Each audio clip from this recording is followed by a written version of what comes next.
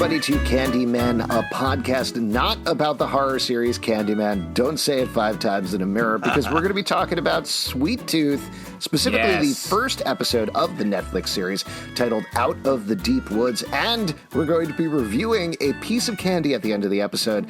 In this case, it's a big one. It is Snickers, guaranteed to satisfy you. Or does bar. it?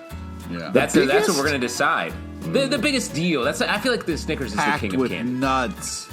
It's just to like me, it's always been. I think this is going to be quite an interesting discussion to have about Snickers. Maybe less so about Sweet Tooth on Netflix. I guess we'll see what happens. Yeah. But as we talked about in the preview episode, big fans of the comic book. We've talked about it for years at this point on our live show. Recently on our Stack podcast, we reviewed every issue of the sequel series, Sweet Tooth: The Return by Jeff Lemire. But this is kicking off the live action version, and there's lots of stuff to talk through here. First of all, I'll give a spoiler warning. If you haven't watched the episode on Netflix, definitely go do that. We are going to jump around a little bit, not recap every single little point, but probably jump to some of our favorite parts and overall impressions of the series. And I think that's a good place to start. What was your takeaway jumping into this world, checking this out in live action, particularly given there's a couple of little changes and tweaks and things like that happened in the show?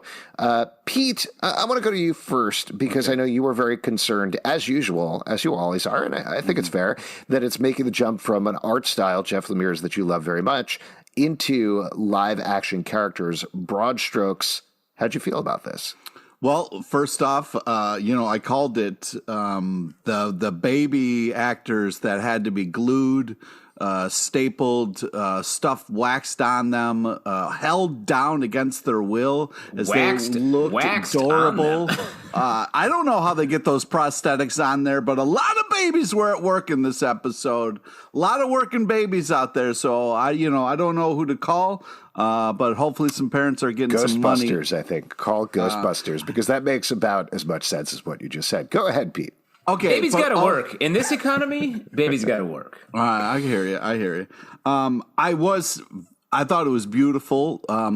I thought that it didn't look like the comic, but a lot of the heart of the comic was there, which I appreciated. And I was really worried about a little kid with antlers duct taped to his head, but it looks great.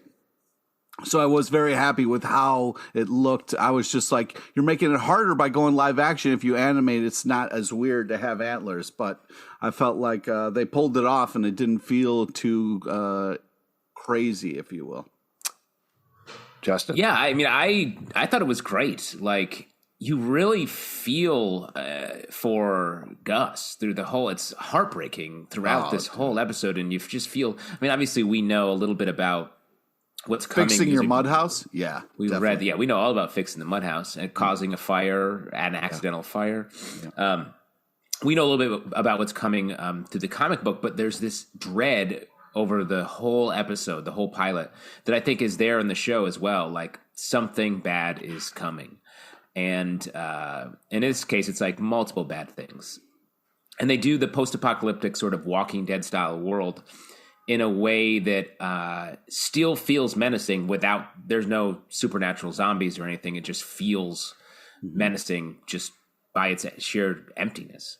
And they did that really well. They kind of fast forwarded through that.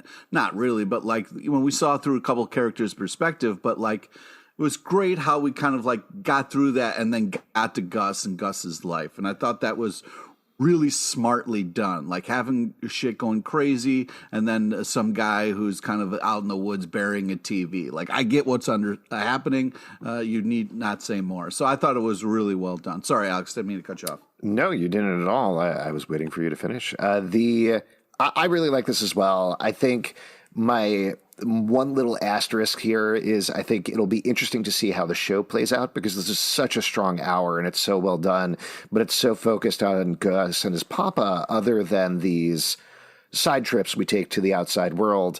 It'll be interesting to see how it works as a TV show over the course of 8 episodes. But just in terms of the tone, the way that they shot it is absolutely wonderful. And they nail the fairy tale aspects of it, which I think is hard to do.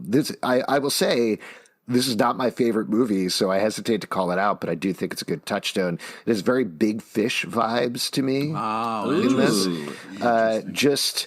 It doesn't go in my fairy tale things that I love. It doesn't quite go as far as like Pushing Daisies, which the Pushing Daisy pilot is one of my absolute favorite hours of TV of all time. And that also has the narrator. It has these fantastical elements to it. So it doesn't quite get to that level, but it does everything that it needs to do here. It's gorgeously shot. Yeah. And I thought, I know you're kind of joking, Pete, but I thought the animal effects were really good. And in particular, the one that you need to do right, which is Gus, his ears and his antlers, they work. And that could have been very distracting, and it wasn't.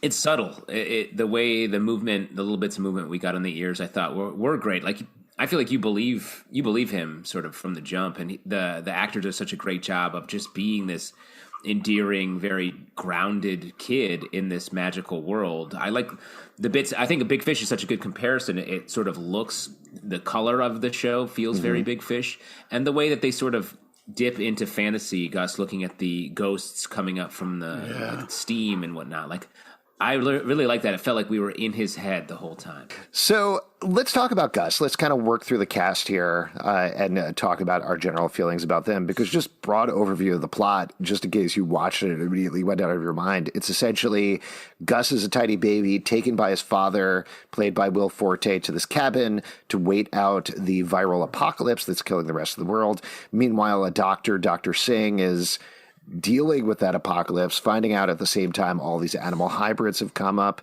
And over the course of the episode, Will Forte raises the kid, keeps the world secret from him, lies to him on a bunch of different occasions. And ultimately, that world is invaded by hunters from the outside that really upset it. Will Forte dies. A new guy named Jeopard, who is an old football star, shows up and shakes up Gus's world a little bit. And Gus makes a big decision at the end to follow him outside. So the kid is played by an actor named Christian Convery.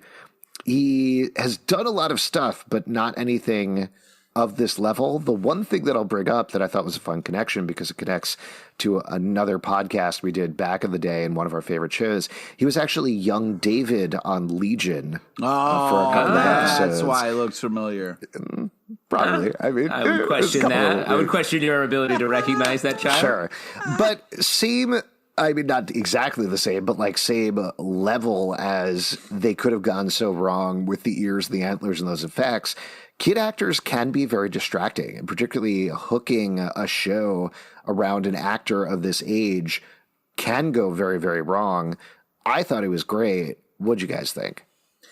I agree. Like, it's hard for, I think, a child actor to be that sort of pure as we're getting with Gus, like, and innocent, because innocent's hard to reproduce, especially at a young age. And he is there. There's all these cameras shooting him.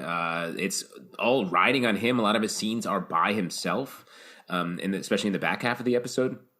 That is not an easy task, and he really does nail it, I think. Also, very cute, and about to go through. This episode was hard, and there's more to come. Yeah, that's what I'm worried about. Is this going to be fucking heartbreaking the whole time through? Because this episode was stressful, just like a kid alone, like playing with fire. I was like, no, this is just, please, to stop, kid. And there's nobody around to help him. And I'm just worried about the stress factor going all the way through. But I have to say though that I really believe this kid. I felt like they did an amazing job casting him. I also was really impressed with Will Forte. You get a little comedy, but it's just done so well. I was very happy with that. See, I feel like Gus is happy because he gets a little hit on the old maple syrup. You know what I'm talking about? Man. Just a little maple hit to keep the day going. Just a little unscrews it. I want to get back. I want to get back and talk about Will Forte in a second, but that is such a funny, weird detail that gets thrown in there, because we know it from the comic books, but even I haven't read them in a while. I probably should have read them before we watched the show, but I did not. You probably should have, Candyman. Like you guys did. Candyman. I know you guys did. Candyman, you probably should have. Don't say that name too many times in a row. That's right. Candyman? Only 3 to, you can say it, 4 to 6 times? What's the correct number? I think it's like 87 times, so you can't say it. As long as you're not saying it in a mirror, it's fine. No bees With will show inflation. But what is the computer but a black mirror? You know? Oh, wow. Have you ever thought about that? That's really deep. Oh, man. Somebody should make an anthology series about that. That would be cool. Oh, yeah. Good choice, anthology. And have it lightly tied together a little bit and everyone be mad about it. Yeah. The syrup thing, though, the fact that they're just kind of sneaking in there and you're like, wait, what's going on? And then you finally realize, I think, or at least I realized after the second or third time, it's like, oh, right, he's drinking maple syrup all the time. That's terrible for his teeth. He's got to brush his teeth constantly. Also, the sugar content, you can't raise a deer boy on maple syrup, can you? I don't remember deer just eating maple syrup. You've raised several deer boys, so tell me how you did it. I think what you're saying, Pete, is like, if you don't watch out, Sweet Tooth, you're going to end up with sweet gums, and that's it. That's the arc of the season. I mean, not to spoil anything for the comic books, but by episode 8, they're like, "Ooh, that's a lot of cavities." Yeah, exactly. I feel like that's the network executive note on this. It's like, listen, we need a ticking clock. What if he loses a tooth every episode? Oh, every season. Every season. We'll do 32 seasons. Each one, he loses a tooth. I bet other network execs is like, no, we got to make that magic 100 in syndication. So give him 100 teeth and he loses one every episode. Yeah, that's good. We got to talk to a dentist and see what they think about full this. of teeth in his mouth. Back to Will Forte, though. I also thought he was great. I mean, we were joking about this a little bit on the preview episode, but he was awesome on Last Man on Earth, which was obviously a wild, crazy comedy, but at the same time did have a lot of heartbreak in it. And he has done some semi-dramatic roles before, but this is almost the most dramatic thing he's done. And I really thought he nailed it. He did the father part exactly right. I agree. Like, fun, but not overly fun. And what I like about when you cast a comedian, like, it just gives you more range. Like that fun side, when it turns to how worried he is and stressed, like, I think you feel it more. And I thought he did a great job executing that. Well, I mean, as a father, I feel like some key information would have been nice to give to his kid before he keeled over. But I did really appreciate the lockbox, thing. And it was funny how the kid just threw away the money and was like, I get to the good stuff. So it's interesting to see what a kid values as a treasure there. Let me ask you, Pete, you're in Will Forte's position, running out of time. You're out. What are you telling your dear boy? Well, you got to tell him about the virus. You got to tell him about who he is. Fucking tell him who his mom is so he stops thinking any random deer that goes by is his mom. It was fucking heartbreaking as shit. Tell that fucking kid the truth. You think Will Forte was married to a deer? No, the kid thinks. He goes, I saw my mom today, and he was talking about the deer he ran into. That was fucking heartbreaking when you realize, like, he's talking about the deer. He thinks his mom is a deer. At his age, I thought every human woman was my mom, so I don't know. Yeah. I get it. I'm just saying, no psychological clues there to what's going on. No notes. I did love that. I thought that runner was wonderful. And like you're saying, Pete, such a sad thing that he's seen no other humans the entire time he's been alive, except for his father. His father has lied to him about so many different things, omitted so much other information. He's lying to him to protect him. Totally. But this is something that comes into the comic book as well, is... Now he's fucked, though. He doesn't know how to do anything because all his dad did was lie to him. But it's this line of protecting your child too much. That's what he does to Gus, and he does it in the wrong way, and ultimately he is in the wrong because he goes too far with it. That's fair, but I mean, you're saying the show is Sweet Tooth, not Sweet Truth. So, like, you're going to expect him to hide a little bit of the truth. Oh, man. Very fair. Very fair. So, Will Forte, great. Let's talk about the other father figure who shows up in this episode that we only get a little bit of him in the last quarter or so. Nonso Anansi as Tommy Jeopard, an old football star who shows up and gives Sweet Tooth some advice. This is a classic setup. Jeopard is such a great character in the comic book. But just the setup of, like, you got a big, gruff guy who doesn't want anything to do with anybody, gets paired up with a sweet little kid and has to go on a big journey together. It plays off in really nice and really interesting and surprising ways, but you do get the setup there. It's a trope, but I think they do it really well here, and I think Nonzo channels Jeopard perfectly as well. Yeah, it's a good. I really like the. Did you see in the early part of the episode, the TV screen, you see a little bit of Jeopard there? Yeah. I thought that was a cool little like buckle up, this guy's coming moment. Yeah, I really not only did I love him as an actor, but also that whole thing of like, they don't make him bigger than me, kid, was such a fantastic line. Yeah, and I also liked how he treated that kid like a regular person. He didn't talk down to him. He tried to help him out before he was like, good luck, kid. Yeah, I thought, I'm very excited about them teaming up, because it seems like he knows a lot and can be very helpful for that kid who is really in the dark about everything. I think Gus has to up his slingshot game, because Jeopard. I felt really bad. He kept nailing Jeopard even after he was helping him. Like, it didn't affect him in the least. No. He's probably has that, what's the head thing that happens to football players? I don't remember because I've gotten hit in the head so many times. Wow. Concussion? You're talking about CTE, perhaps? Yes, I am. Thank you. Maybe he has that.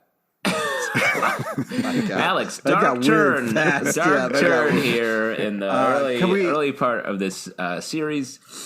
Can we talk about the pinky swear? When I saw the pinky move, I immediately thought to myself, don't you do a pinky swear with that kid with it.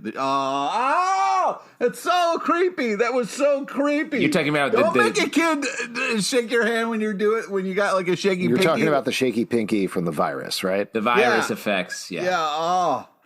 Yeah, stop. It was awful. We're shaking our pinkies a little bit, and he doesn't like it. Here's the thing, man. Pete, I can't stop. Yeah, now you got the virus. But like, pinky swear is a sacred thing. So them fucking with the pinky swear, it was a little too much for me, and that shaky pinky was also a little too much for me. Well, that's shaky a good transition pinky. To talk about one of the other major characters in the episode, who is Adil Akhtar as Dr. Aditya Singh, who shows up a little bit throughout to give us this explanation of what actually is happening. Again, I probably should have revisited the comic, and maybe we'll try to before we talk about episode 2. But I don't really remember those flash sideways type things with Singh necessarily going on. I feel like we looped back in with him later on. Yes. And I thought it was good. I thought the stuff was well filmed. It was the one part of the episode that felt very Hollywood. Like, it was like, we got to give it a setup. We got to explain what's going on here and why there's these animal kids. And well done, but it did take me out a little bit.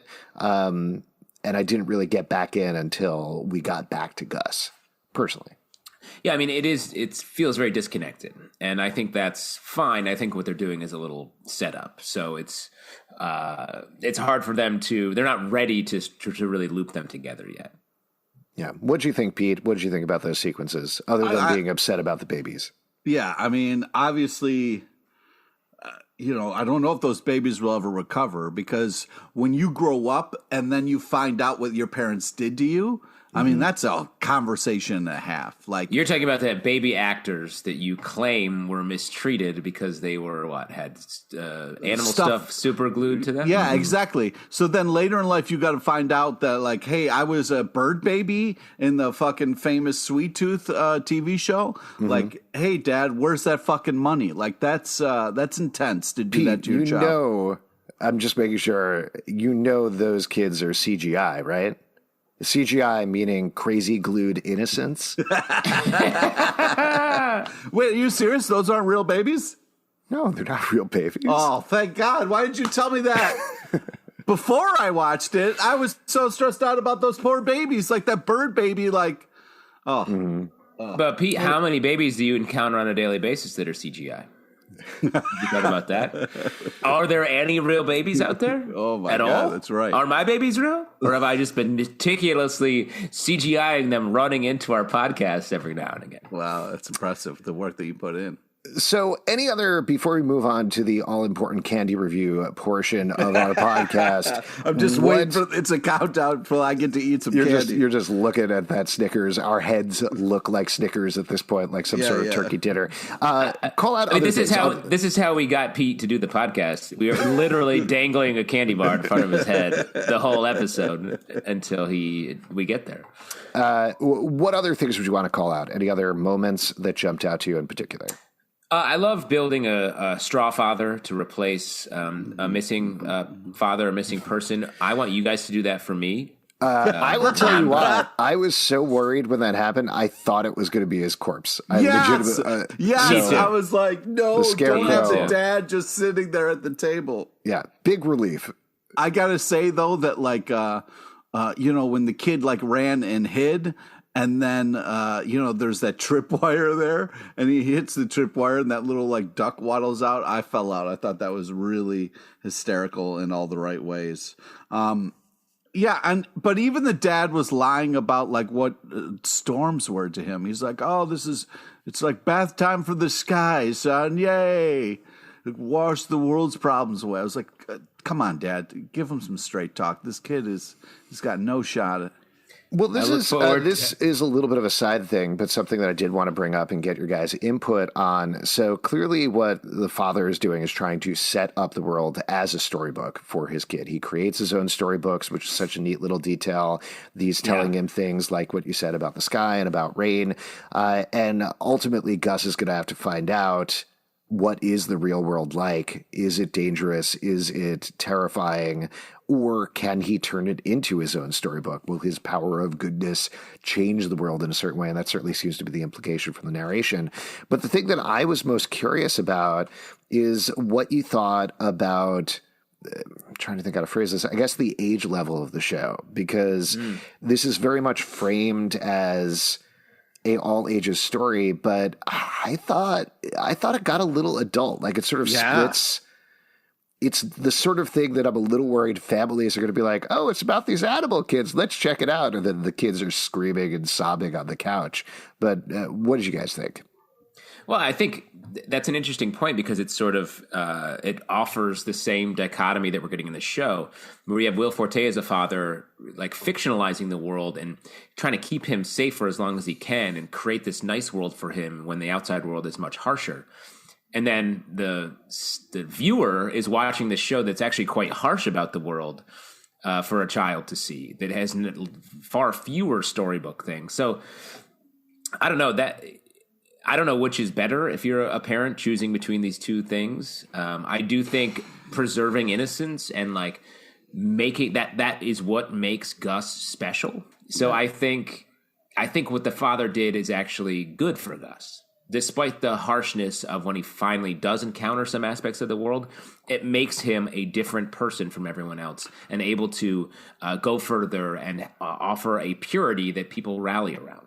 Yeah, I mean, as he's dying, he says, like, spending these, like, 9 years and just, like, living in this magical world that we created together was so special. And it's like, yeah, for you, Dad, but you did nothing to help this kid be ready for this. You didn't show him how to fucking fix anything with mud, let alone tape, or, like, how to maintain a garden. None of that shit. You just jump around in puddles with him. You know what I mean? So it was like, I appreciated like how lovely and sweet that is, but also like this life outside the fence is really different from what you're fucking raising them in this little bubble. So, and you're absolutely right, Pete. I wanted to show my kids this show as a way of teaching them how to maintain a garden, and ultimately I was very disappointed. Yeah, you should. Yeah, it's like. So, Pete, you think based on what you said, the second episode is going to be Sweet Tooth getting out in the world and being like, "Well, this sucks.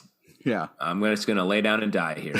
No, I think he's going to be like, "This sucks. I guess I'll just write stories for the rest of my life and not like live in the world." You know what I mean?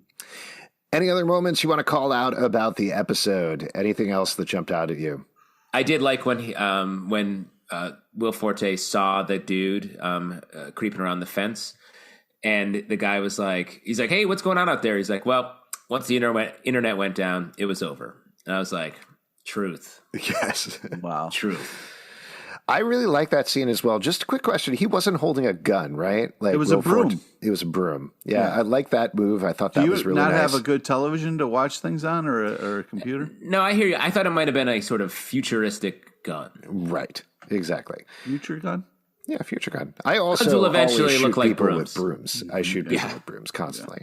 I really like that scene. I thought that scene was really tense. I also wanted to call out the scene where Gus is hiding and then the deer comes in and immediately jumps through the window, just exits through the window. That was crazy. Taught him a lesson. That's what he does as well. Yeah, he scampers. One other thing, I thought it was wild, the last little sequence where Gus goes to catch up with Jeopard. Jeopard got far. Yeah. In a couple minutes. It looks like he's really moving slow, but man, he's going fast. to the cliff. Yeah. I did really like the conversation where it was like, remember what I said? And the kid goes like, it's okay to lie. And then Will Forte is like, that's what you took away from that? I thought that was very funny. That's why you get a comedian. That's Exactly. Yeah. So great first episode. Let's move on with our candy review. This is Pete's pick, I believe, this week is Snickers. We're going to talk about a classic candy bar. You're holding it upside down. Justin, figured it out. I will mention, so I went to the gas station on the corner, and the gas station has no basic candy bars for whatever reason. Like they all have riffs on them. So are you saying me and Justin are basic? No, I mean, I wanted to get a Snickers. I ended up with a Snickers crunchy peanut butter. So that's Alex. That looks huge, by the way. This is the perfect trend to set. We're going to be like, let's review these classic candy bars, and you're going to come in with some like, this Three Musketeers. Yeah, it's actually not. I got a 9 Musketeers. Yeah. Yes, exactly. But let's do it. Do you want to? How do you want to do this? Do you want to ASMR it? Like we, put it right up to the microphone. And do we want to taste it and then offer our thoughts? Yeah. Yeah. Okay. All right. Here we go. 3, 2, 1. Take a bite. Wait. Yours are already pre-cut? Yeah. Yes. He eats his candy bars with a knife and fork. What the fuck, man? No, it's 4 bite size. I mean, not bite size. They're enormous. But 4 chunks so you can share it with friends. But I'm going to eat all of them. Where's this gas station? Is it in like an international hotel? It's an artisan gas station. It's a BP. I don't know. It's nothing fancy. Oh, British Petroleum. Okay. What about good old American Petroleum? What about good old American Petroleum, Alex? AP? Yeah, I'll go down the block. It's just called P. It's just called P in this country. Yeah. Well, I'll offer up my thoughts first because I have the non-canonical Snickers. First of all, I don't like Snickers at all. Like, it is too much. I don't like it. What? It's too much. It's like lunch, basically. Like, if I have a Snickers bar, I'm done for the day. I don't need to eat anything else. This one is not a Snickers. Like, I don't even think it could generously be called a Snickers. This is peanut butter, caramel, peanuts, nougat, and milk chocolate. It's like a completely different candy bar. And I like it. I think it's good. What Candyland did you grow up in, Candyman? Because this is not lunch. This is like 4 desserts in one. It's like a hot fudge sundae. It's just too much. It's too much for me. I don't know. Only thing richer. I agree with you. It is too much. The only thing richer than this is a Snickers ice cream bar, which is the most decadent thing you can ever put in your mouth. That's some good living right there. Yeah. Well, what do you guys think? Pete, what's your impression of Snickers, the candy bar? Fantastic. It is one of those things where it is a little bit hardier, and I think that's part of their slogan of like, if you're hangry or something, like grab a Snickers bar.